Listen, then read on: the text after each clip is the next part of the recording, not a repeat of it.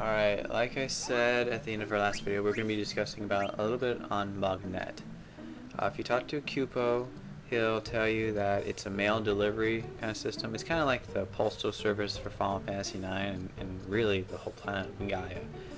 And basically Cupo, or just in general Moogles are the mail creatures. But it's a little side quest they can do throughout the entire game where every time you meet a Moogle, either they'll give you mail to give to another one, or they'll say like I want mail or something to that effect. And that's just something to keep you interested. A little like extra thing to do here and there. You don't have to do it, but there's some interesting things to come out of it. Anyways, after climbing up the ladder, our rat kid friend is going to say, if we don't hurry, we're going to miss the play. So now we begin this little rooftops of Alexandria kind of segment. Our pointy-headed friend has to cross these beams to, cross across the rooftops, and it seems he's afraid of heights. And for good reason. Those boards really do not look very secure, and that's just my opinion. So as our friend starts going across the second board, he's afraid he's gonna fall, and you know what? I would be too. But the rat kid master of his assures him it won't fall. What do you know? It falls. I feel sorry for whoever's below that when that comes crashing down on their heads. But anyways, if you go down to the south here and a little bit on your left, there's like a little chimney looking thing. You want to look out for these as you're crossing the rooftops. You can find some very useful items, or really just gil from doing that. Because at this point, finally, he wants to know what your name is, which you get to name this pointy-headed friend. Vivi is the default, and that's where we're going to keep it at. So now we can call our pointy-head friend Vivi. Vivi finds out that his master is named Puck, which, to be quite honest, rat kid sounds so much nicer. But anyways, go ahead and explore the rooftops of Alexandria, and always keep in mind to follow after Puck, and we'll be getting inside Alexandria Castle very soon to watch the Tantaluses play.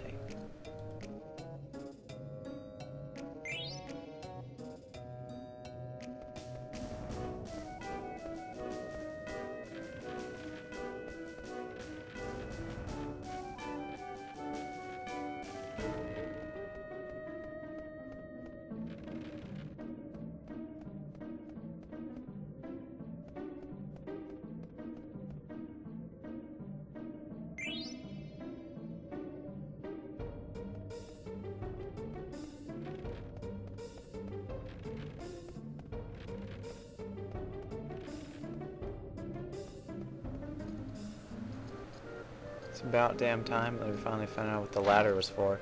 Why they couldn't just jump over the little gap, I have no clue. But once you climb over this little wall here, it's time to sneak into the play.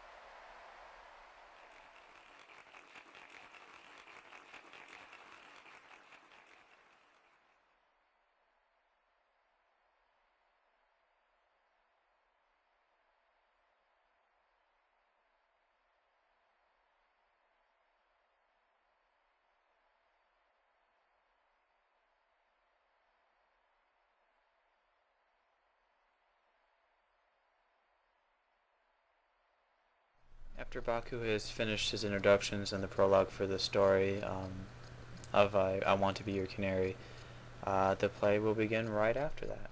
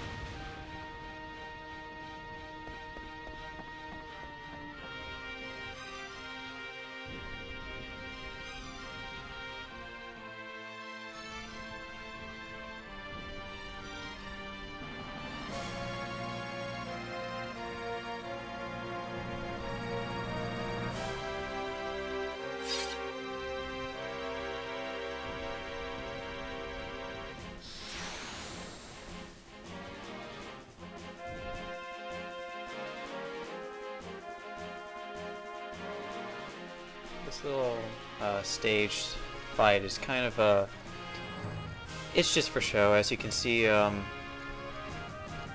Baku, or King Leo as he is going by in the play, is just fighting off against Marcus and his friends. The command below attack is special effects. They really serve no purpose other than prettying up the fight. The henchmen can be easily dispatched by one attack by the strong party members in the party, and it's just basically a couple of attacks, and King Leo, quote unquote, will go down with him without much of a fight.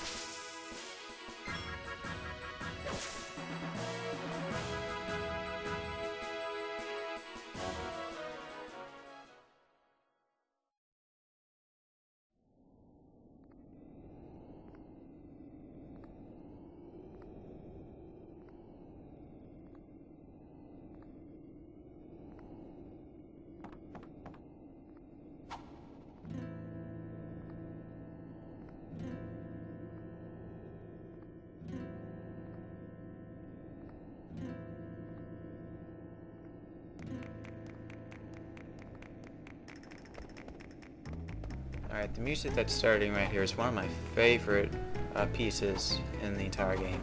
I just like the way that it kind of fits the setting very well. Anyways, Zidane will chase after Blank, off the stage towards the front of the audience. And you're going to have to do a stage sword fight with him and kind of like, parry back and forth.